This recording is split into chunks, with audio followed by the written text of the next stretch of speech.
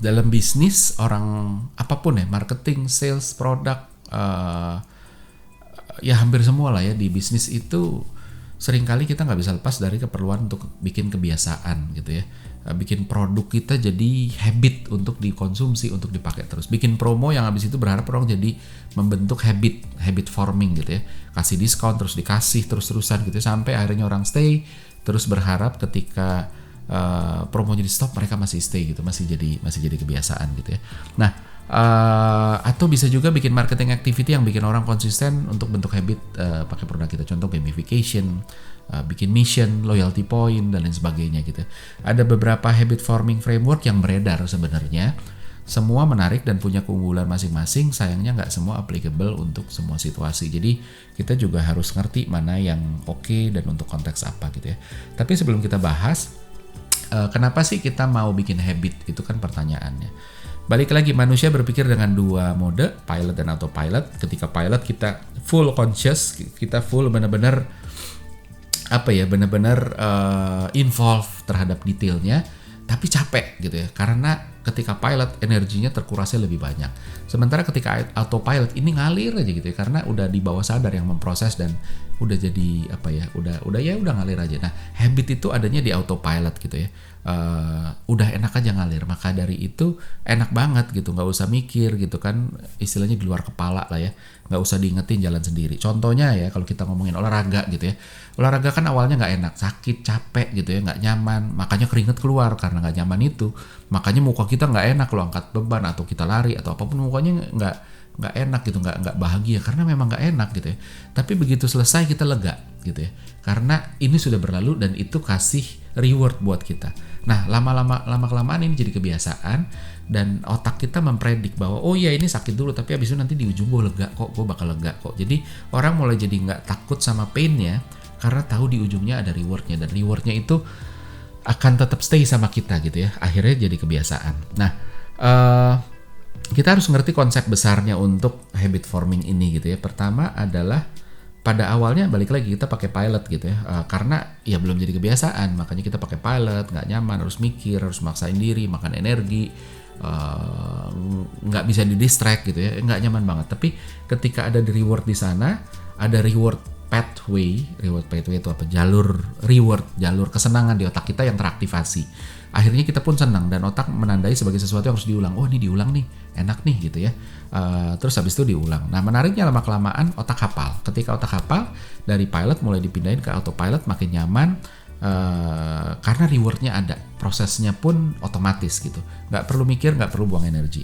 Nah, tapi yang jangan salah kaprah adalah pertama, banyak yang berpikir, oh rewardnya aja, kalau udah lama nanti rewardnya diambil gitu, nanti masih stay kok dia gitu, karena udah jadi kebiasaan, berharap ini bisa stay gitu ya. Dan ini logik yang banyak dipakai oleh mereka yang strateginya bakar uang, kasih diskon, kasih promo dan sebagainya, berharap ketika diskonnya diberhentikan mereka masih stay nanti suatu saat. Nggak selalu salah gitu ya, ada yang benar tapi juga banyak juga yang salah. Nah, untuk bahas di mana benar dan di mana salahnya, kita bahas ada tiga habit forming framework yang terkenal ya. Tadinya sebenarnya dua, terus ada satu yang muncul belakangan. Sebenarnya saya ngeliatnya mirip-mirip sama yang kedua. Kita bahas satu-satu ya. Yang pertama itu framework hook ya. Ini diperkenalkan oleh Nir Eyal. Ini banyak dipakai sama orang-orang produk. Orang-orang produk benchmarknya kebanyakan ke si hook model nih, HOOKED gitu ya. Terkait gitu ya, kalau hook tuh kan kail ya, kayak semacam itu ya, umpan ya, jadi ngena gitu ya. Konsepnya adalah dia kayak buletan, dimulai dengan trigger, terus habis itu trigger itu membuat orang take action, terus habis itu membuat orang dapat variable reward, terus habis itu jadi investment, terus habis itu muter, terus begitu ya.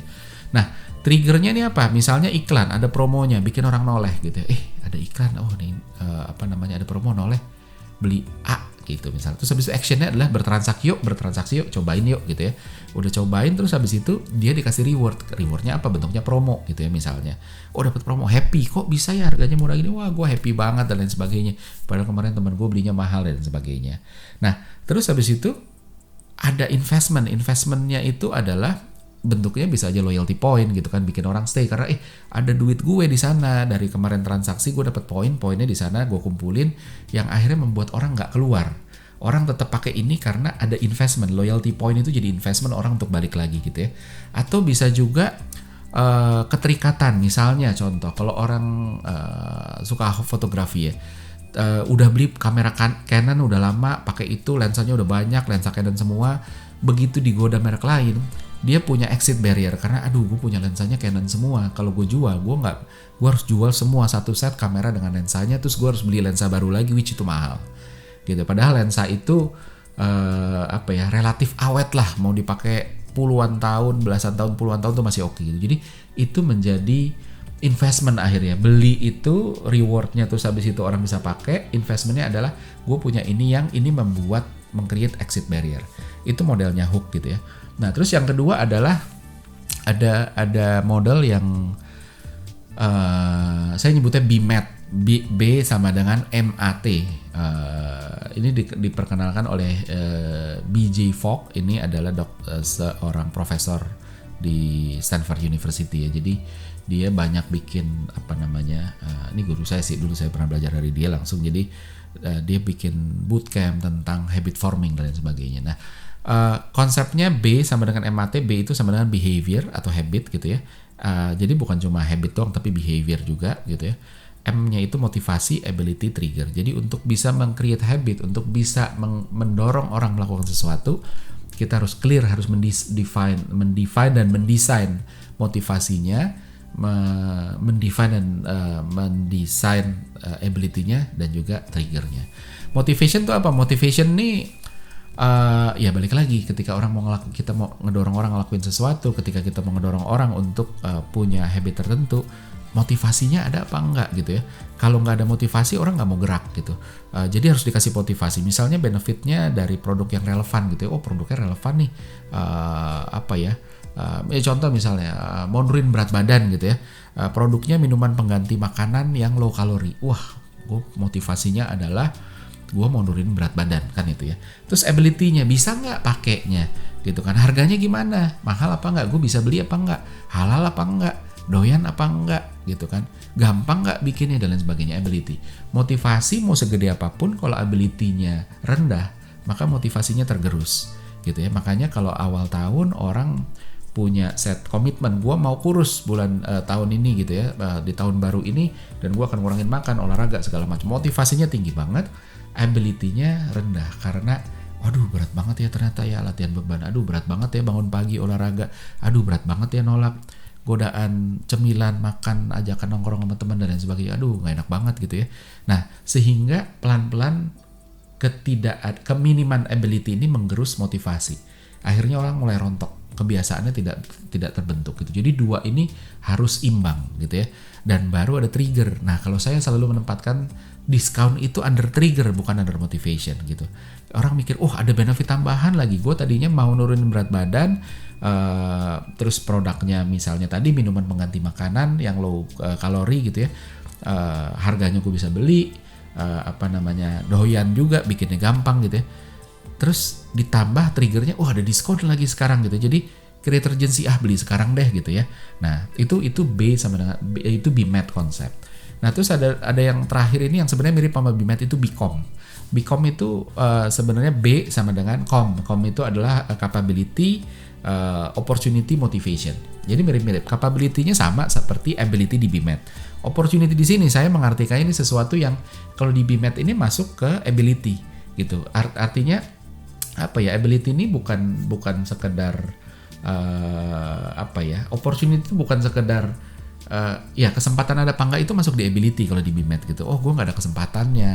Oh, yang jualan nggak ada di sini, yang jualan di kota lain dan lain sebagainya. Itu akhirnya nggak ada opportunity-nya gitu ya. Nah, motivation apalagi sama kayak BMAT. Nah, kesalahan yang paling sering, nah ini sekarang kita ngomongin kesalahan yang paling sering adalah kalau di hook model dulu. Di hook model pertama adalah kita seringkali menempatkan diskon sebagai reward gitu ya. Ini nggak cuma di hook model sih, di mana-mana ya. Seringkali diskon itu ditaruh sebagai reward. Tapi masalahnya di hook model experience itu nggak dibahas. Gitu. Kita cuma ngomongin trigger, action, reward, investment, terus balik lagi gitu. Padahal ini cuma bisa muter ketika tadi ada triggernya. Ingat, orang pada akhirnya akan menghitung net benefitnya. Ketika melakukan sesuatu, orang hitung-hitung gitu ya. gue dapat benefit apa, cost-nya apa. Kalau masih positif, artinya benefitnya lebih dari cost-nya, ya sudah gitu. Tapi kalau cost-nya lebih gede dibanding benefitnya, maka orang nggak akan ngelakuin. Yang terjadi adalah kalau reward ditaruh di sebagai kalau diskon itu ditaruh sebagai reward, maka ketika reward dicabut, maka net benefitnya akan turun ketika experience tidak diperhatikan. Orang nggak akan stay karena ternyata experience-nya nggak enak nih gitu kan. Jadi orang, oh ya udah, yang terjadi misalnya kalau kita goalnya adalah bikin orang gaptek untuk pakai pinjol gitu ya. Layanan ojol deh, biar gampang. Kalau pinjol agak ribet ya. Layanan ojol gitu ya. Terus dikasih diskon, net benefitnya lebih karena gue nggak nyaman sebenarnya pakai yang online ini gitu. Tapi karena diskon lebih murah, ya udah deh, lumayan ngirit deh gitu ya. Ya udah, tapi tetap sepanjang dia make, dia nggak pernah nyaman gitu ya. Ada orang-orang yang gapteknya nggak ekstrim sehingga pelan-pelan dia terbiasa, jadi pelan-pelan experience-nya dia mulai terbiasa dan dia yang tadinya nggak nyaman jadi nyaman gitu, atau minimal jadi biasa-biasa aja lah gitu ya. Tapi ketika reward-nya dicabut, buat orang-orang yang tetap nggak biasa, ketika reward-nya dicabut, maka net benefit-nya pun juga jadi negatif karena aduh kok nggak enak ya. Terus habis itu akhirnya orang lepas. Jadi kesimpulannya buat saya adalah hook model ini cuma bisa jalan bagus ketika experience-nya bagus. Kalau experience-nya nggak bagus, hook nggak akan jalan. Karena experience-nya harus dipikirin dulu untuk ini bisa muter gitu ya. Nah, sementara BMAT, saya lebih suka pakai BMAT sejujurnya. Pertama, karena BMAT itu memikirkan experience, di ability itu experience sebenarnya. Nah, tapi balik lagi juga sama gitu ya. Kesalahannya mirip bahwa orang suka taruh diskon di motivasi bukan di trigger gitu ya. Sebenarnya bisa aja sekedar asal ditempatkan sebagai motivasi tambahan, bukan motivasi utama gitu ya. Karena yang terjadi sama kayak hook gitu ya. Ketika diskonnya nanti dihilangin, orang nggak punya motivasi lagi. Motivasi utamanya itu bukan untuk dapetin diskon gitu ya. Menariknya BMAT ini experience-nya dipikirin gitu ya. Adanya ability, ketika ngomongin ability artinya experience-nya diperbaiki. Discoverability-nya produknya juga. Kalau di hook nggak begitu dipikirin. Sehingga asumsinya pakai hook itu experience itu not an issue, udah bagus gitu. Nah, kalau diskon ditaruh di motivasi, bahkan ketika ability-nya ada gitu ya, wah gue bisa ngelakuin ini gitu ya, tapi motivasi gue adalah dapetin diskon. Suatu saat diskonnya dicabut, udah nggak ada lagi gitu ya. Jadi itu penting banget. Nah, jadi highlightnya adalah experience penting banget untuk diberesin dulu, terutama kalau pakai hook gitu ya. Kalau nggak, orang akan punya negatif net benefit gitu ya. Terus diskon itu hanya trigger, bikin orang mau coba dulu, reduce pain dari nyobain hal baru, eliminate risk, tapi bukan hal utama. Saya punya satu contoh cerita yang real di dekat rumah saya. Jadi beberapa tahun lalu, waktu zaman saya kecil, ada 2 tukang bakmi yang wah ini udah terkenal, semua orang baik-baik aja makan bakmi ini. Terus ada satu warung bakmi buka lagi gitu ya. Warung bakmi ini pendatang baru dengan orang sudah baik-baik aja pakai 2 warung bakmi ini. Nah, menariknya adalah dia pede bahwa kualitas gue bagus. Yang dilakukan adalah dia bikin sehari makan bakmi gratis di tempatnya dia. Orang datang makan bakmi itu promotion cost. Tapi sampai hari ini tidak pernah sekalipun dia ngediskon. Karena apa? Dan orang tetap balik. Termasuk orang-orang yang tadinya makan di 2 restoran bakmi ini. Pindah ke sini. Karena apa? Karena motivationnya, rewardnya itu tidak datang dari diskonnya. Motivation dan rewardnya datang dari rasa bakminya yang enak. Jadi diskon itu hanya untuk nurunin entry barrier supaya udah deh gue coba dulu deh gitu kan. Kalaupun rugi, ya gue nggak rugi-rugi banget kok, orang gratis atau orang diskon gitu ya. Tapi motivation dan rewardnya harus datang dari ketika dia masuk, oh ini emang enak, entah produknya, entah experience-nya. Kalau itunya belum diberesin, maka kita akan selalu bergantung sama diskon. Jadi simpelnya adalah buat produk-produk apapun itu yang masih bergantung sama diskon, artinya ada yang salah dengan produk offernya, dengan experience-nya. Karena kalau diskonnya dicabut terus turun, artinya orang nggak menemukan motivasi, nggak menemukan reward dari core produknya, dari core experience-nya. Jadi itu yang harus diberesin gitu ya. Kalau kita udah beresin experience-nya, udah smooth, udah flow gitu ya, ada istilahnya nama flow itu udah ngalir aja, kita nggak mikir dan sebagainya, itu baru oke. So kesimpulannya, mau pakai mana aja boleh, mau pakai hook, mau pakai Bcom, mau pakai BMAT gitu ya, yang penting tahu konteksnya dan tahu kelebihan dan kekurangannya dan mana yang harus diperhatiin.